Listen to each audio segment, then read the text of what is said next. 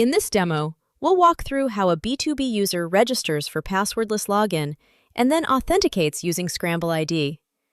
When a B2B user tries to access a business application, they begin by entering their username. On the next screen, they are prompted to enter their password since they have not yet registered for passwordless login. Once the user successfully signs in, they are presented with an option to register for passwordless login. If they choose to proceed, the application redirects them to the ScrambleID registration screen. To begin registration, the user opens the ScrambleID mobile app on their phone, selects New User, and then taps Scan QR. They scan the QR code displayed on the screen, and within seconds, ScrambleID verifies the device and completes the enrollment. The user is now successfully registered for passwordless login.